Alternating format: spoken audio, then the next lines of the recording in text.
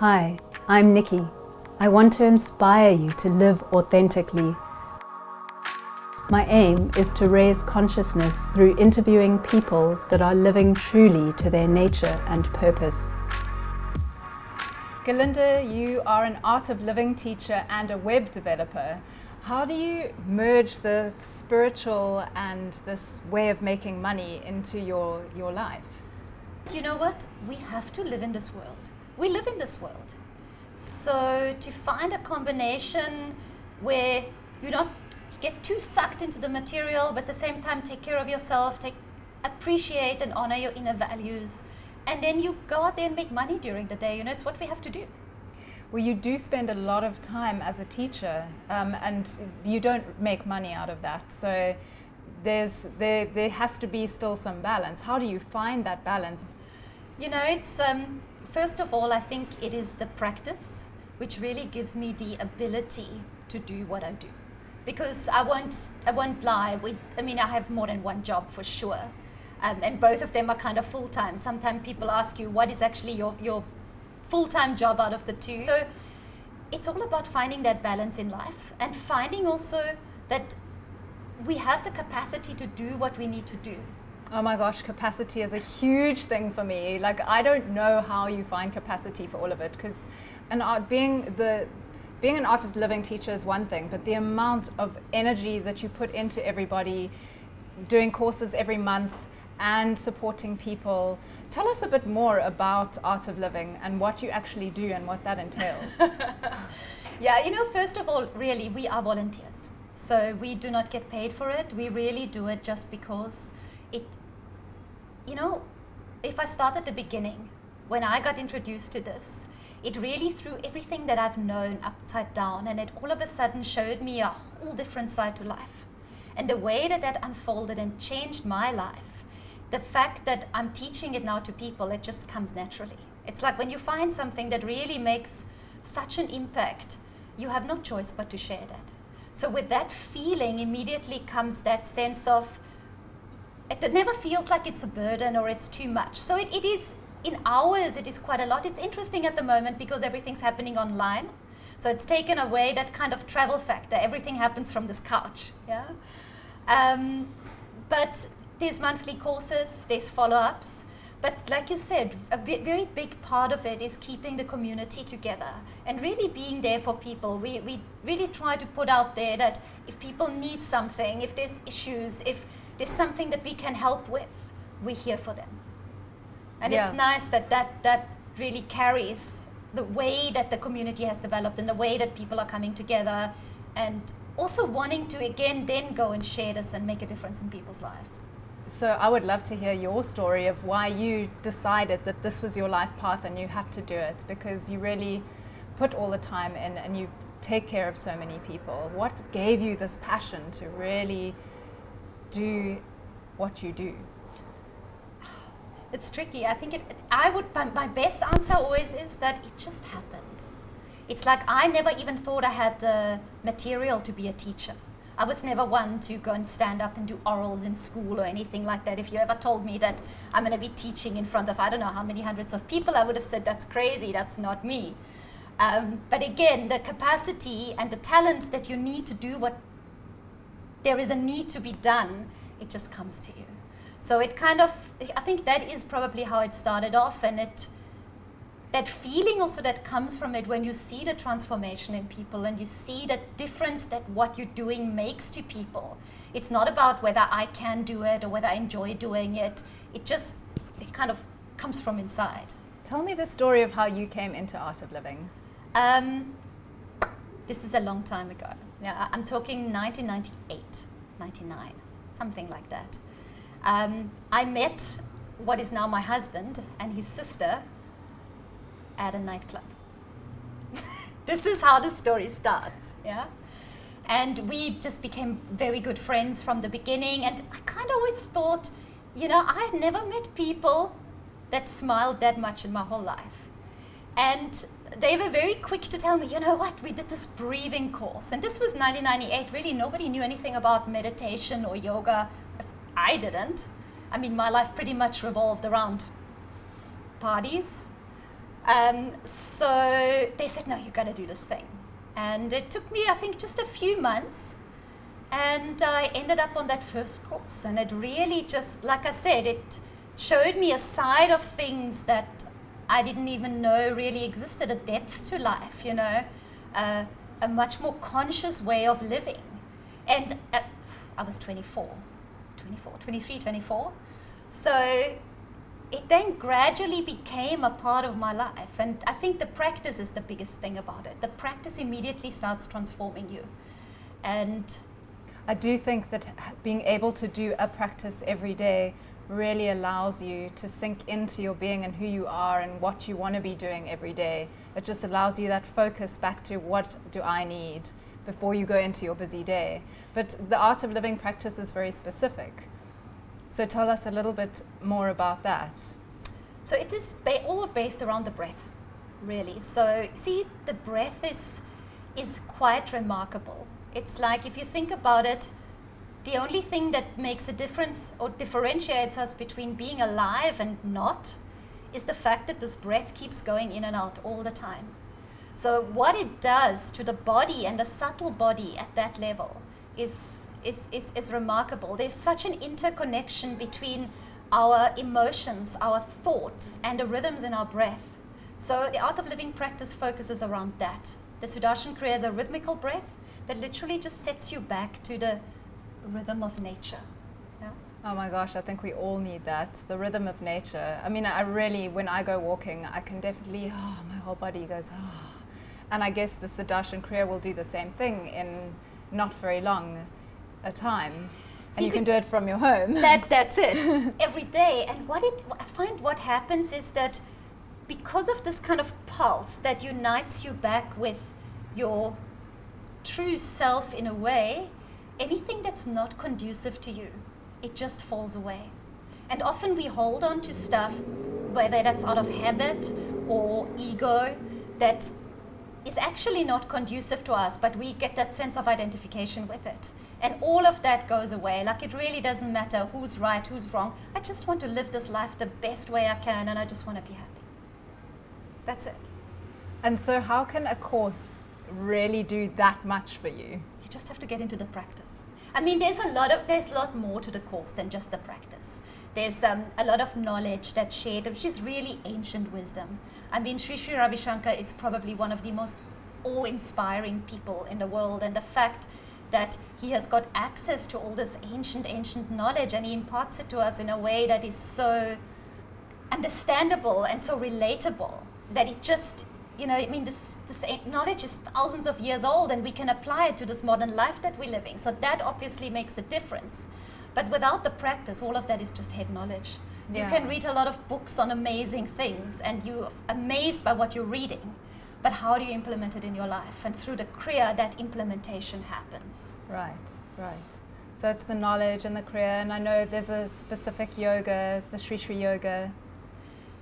The yoga is actually, the breath goes together with the yoga. What yoga you practice doesn't matter as much as that you need to practice yoga not as a physical exercise, but as a way of life. And again, that's how it integrates with all the different levels. By doing the postures, you remove the impurities from the system. And again, that is what is causing all the patterns and habits and all of that.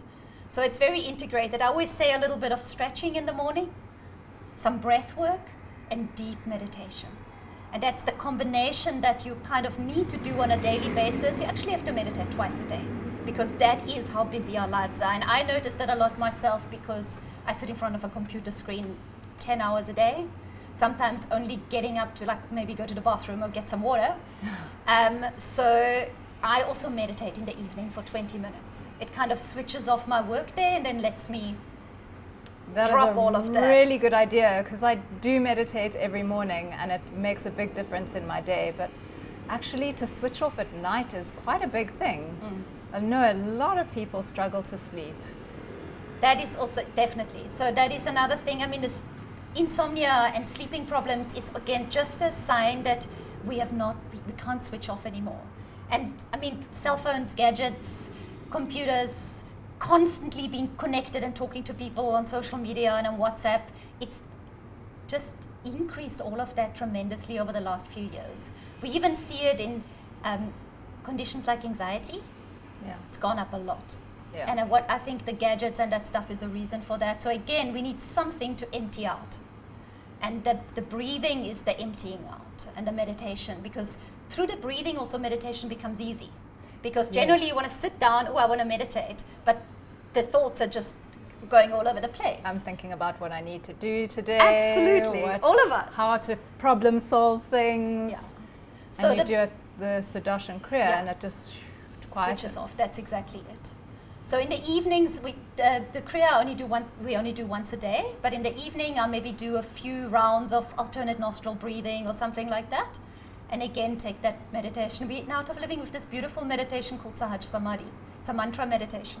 So you get initiated into your own personal mantra and just drops you into 20 minutes of silence. It's beautiful. Amazing to have your personal mantra that you can use. So you can do the Sudarshan Kriya in the morning and then have your personal mantra for the evening. I like that. But also I think a lot of people just, they don't have time to meditate even once a day, let alone twice. How do we even get into that once a day?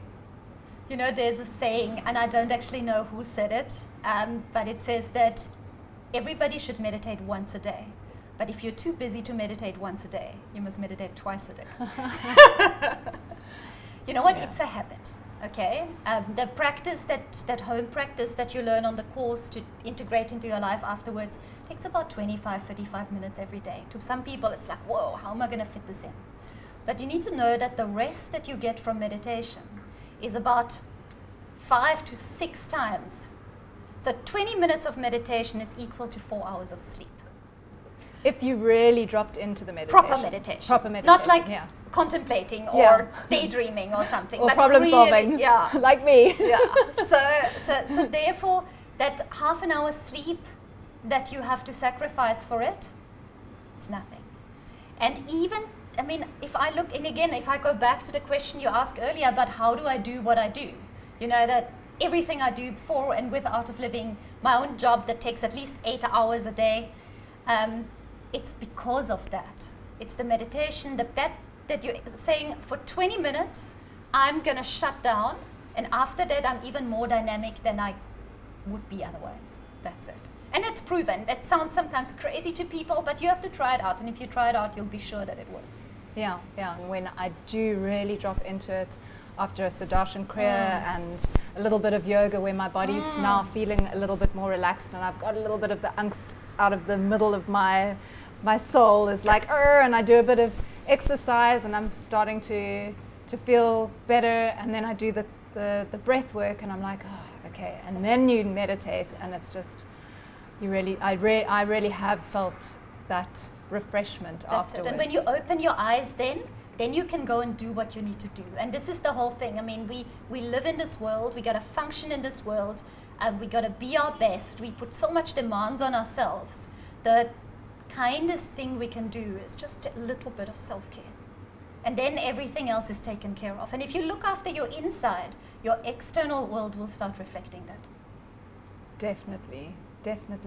I've experienced that as well, where my life is happier when I'm doing my daily exercises and meditations, and everything flows. People are nicer to me because I'm nicer to them. It's exactly that. It's like we're a mirror. You know, that's not just the thing people say. It's really true. And if there's agitation in you, if you're feeling grumpy, if you're feeling upset, then what's going to happen around you? Look, you can walk into a room and you can feel if people have been fighting.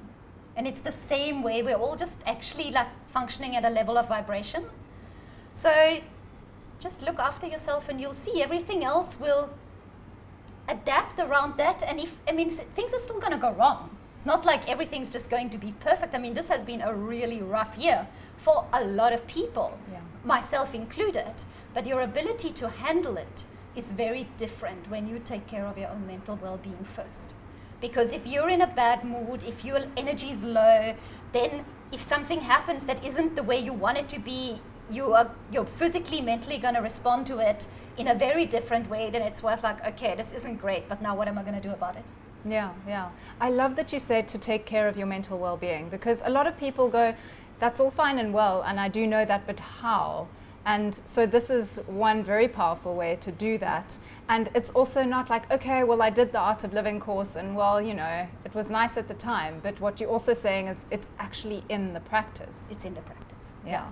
I mean, look, we have thousands of people come through courses over a year, and a lot of them stick with it. You know, a lot of them, sometimes we don't ever see them again, but if you see them at Woolies, then they'll say, oh yeah, I do my career every day, you know. So you never know. And it obviously doing it even just the first time round fundamentally changes something. But if you want to keep, it's like going to the gym. You want to lose weight, you go to the gym. You can't just go to the gym twice and think, why am I not losing weight? You have to keep exercising. Yeah. And eat well. Yes, and that. Yeah, so there are layers to how you're looking after and yourself. It is a lifestyle. It's not just a once-off pill that you swallow. You have to make space to take care of every aspect of your life. Yeah, physical, mental, emotional, social. This goes with it as well. We have a responsibility to this world. You know, we have to see what is my place here, what difference can I make. That also takes care of you in a way. Yeah. You really do have 2 full-time jobs. How do you manage your capacity? I think the first thing that comes in is that, to me, Art of Living isn't really a job. It's not even a choice that I have. It's just something that I was born to do. You know, it is such a joy to sit in front of people and have a conversation. And in terms of capacity and energy, I want to say something else, but that it's the practice, because it is the practice that gives you that power. I can't imagine if I didn't do my yoga and my meditation in the morning and then had to do what I have to do. You know, I get good sleep, but I do my best to get 7 hours sleep a night, and I've got good sleep. Yeah, if you get good sleep, 7 hours is fine. That's good, yeah. I'm not one, I know a lot of people personally that meditate, that can sleep really little, because it does take care of that.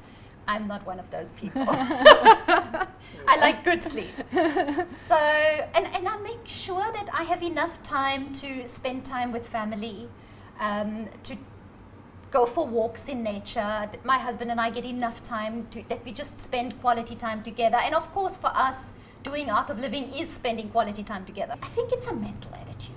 Actually, now that I'm thinking about it, because there's no real answer. I think it is more a case of that I could be groaning and moaning because I have to work so hard, because I can't charge more per hour for the work that I do or something like that. But what's the point?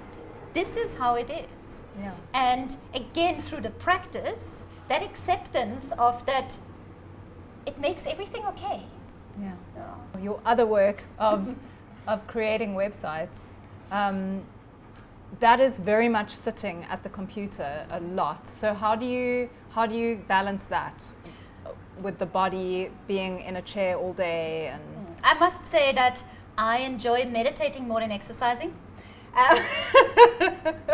So I make sure I do about an hour of yoga every day. Wow. So I do my, say, 45 minutes of physical asanas, then the breath work, the kriya, and the meditation.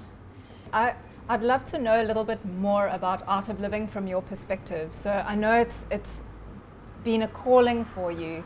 Tell me a bit more about Sri Sri Ravi Shankar, the teacher, and how he has influenced you in actually spending time to teach his knowledge.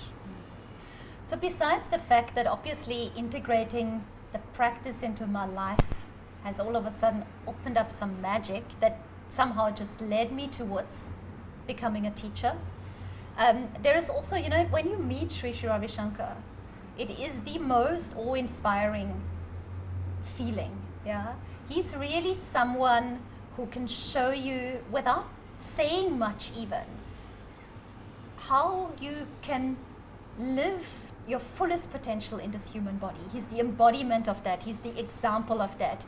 When we speak about capacity, he has endless capacity. He sleeps like a few hours a night. He travels the globe, continuously meeting people through all walks of life, giving talks and seminars and Very inspiring. wherever.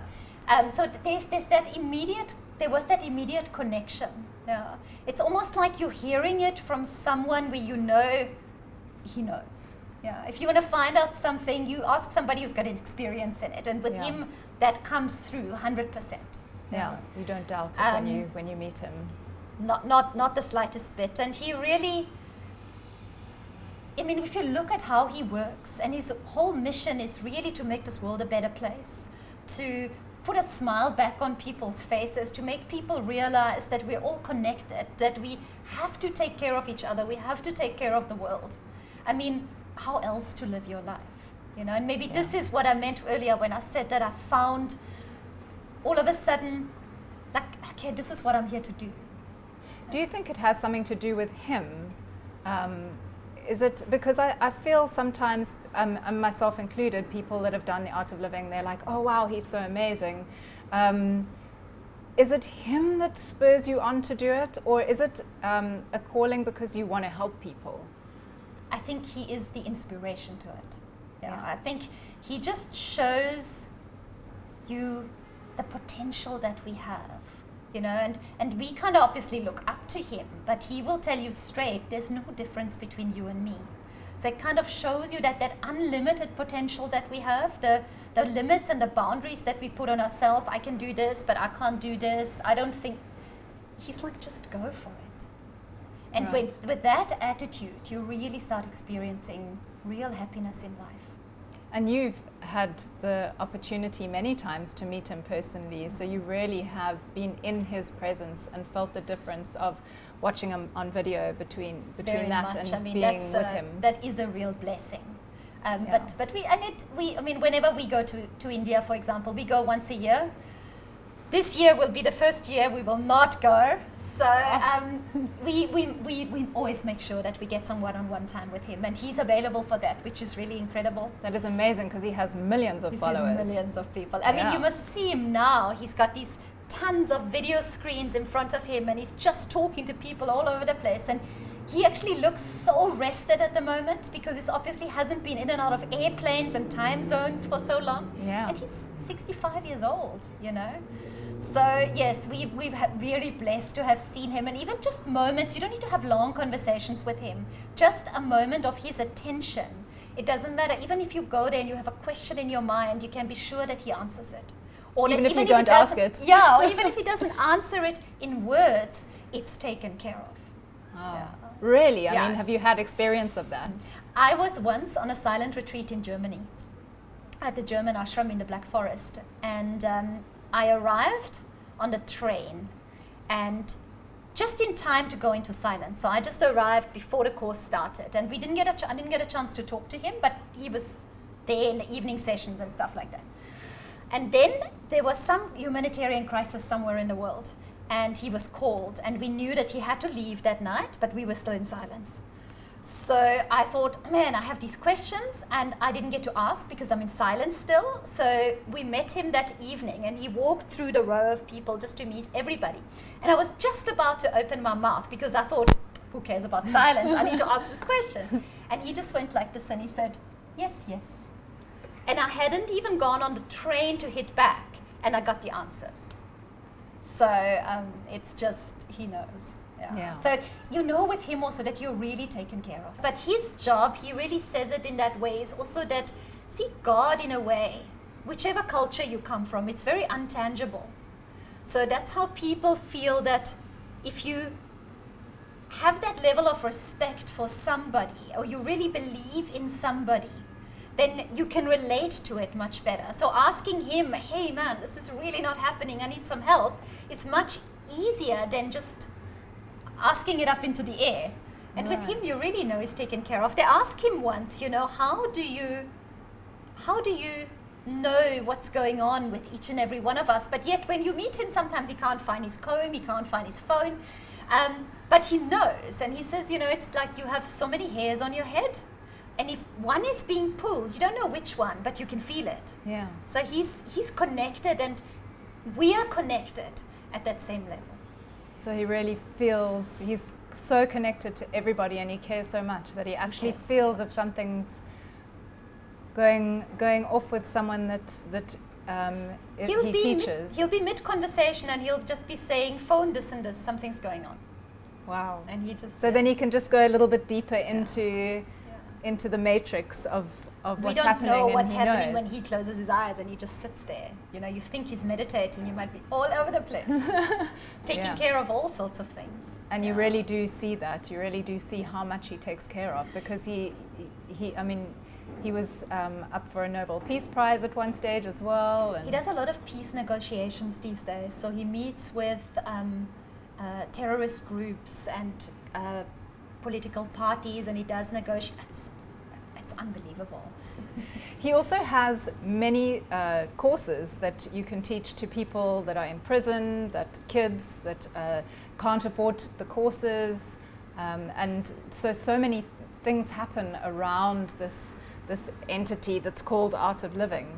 You know, he started out he was very young, and there was a school that was going down. They had like 17 or 27 children, and there was no support, and these kids had nowhere to go and all of that. And he said, I'm taking care of these kids. And I said to him, you're crazy. You have nothing. You don't even have food to give them. You got no building. And he says, I'm taking care of these kids. And that's how it started. He just took that responsibility, and everything just started coming from all directions. And now you can see it's 38, 40, almost 40 years later, and it's this massive organization all around the world, really looking after every segment of society. And it's really goes down to saying that we need to make people feel that there is hope, and that there is that sense of connection, that sense of togetherness that has somehow gotten lost in modern life. And he's really bringing that back. So yeah, like you're saying, there's courses, anything up from children to prisoners to, we've just released a new course last year, the year before that, which is a trauma release course specifically for, when they started them off in Syria. So there's really no limit.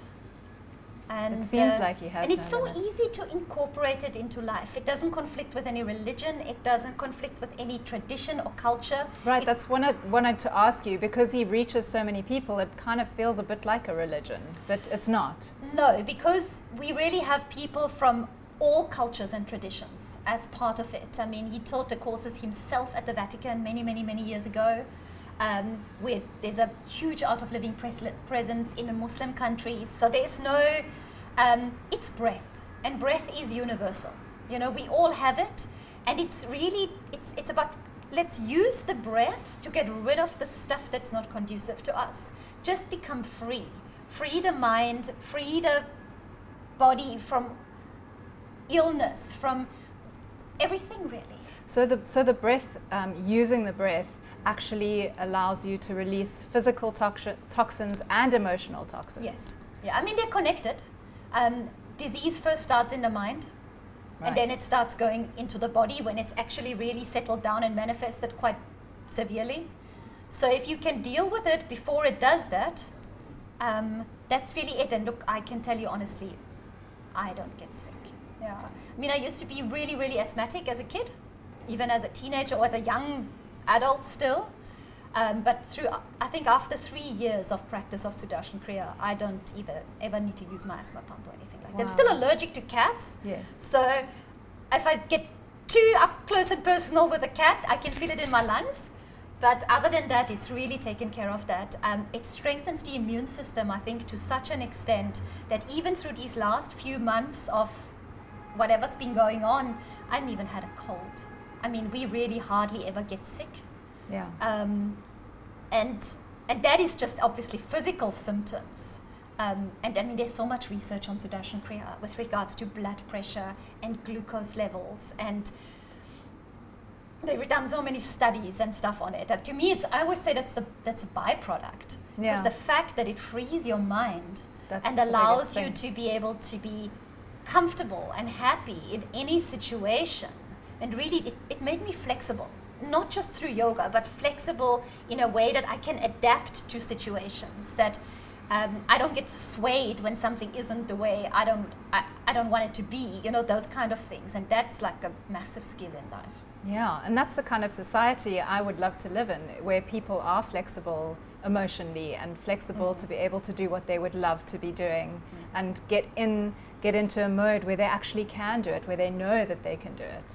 And even if you have to do what you don't love doing, you can still do it with a smile on your face. Yeah. And I think that makes all the difference if you can do that. You go, okay, well, I'm going to do this, and I'm choosing to be okay about it. That's exactly it. Yeah. Thank you, Gerlinde. Thank you for all the work that you do, and for giving out so freely all the knowledge that you have, that you've learned from this beautiful man himself. Thank you. It's not, it's not my knowledge, it's not his knowledge, it's the world's knowledge. And anything that brings us joy, that brings us happiness, we have to share it with other people. It's like, what's the point? You sit happy in your house and smile for how long? And I guess once you are de-stressed from your daily practices, then you want to help others to be able to do that too. You actually have no choice but to. It's like, and that's again how I said, how I do not know how I ended up here and how I ended up doing what I do, but you have no choice. You have no choice but to share happiness. That's very beautiful. Thank you. Thank you. Oh. I hope you enjoyed the NixyPod podcast. Please do subscribe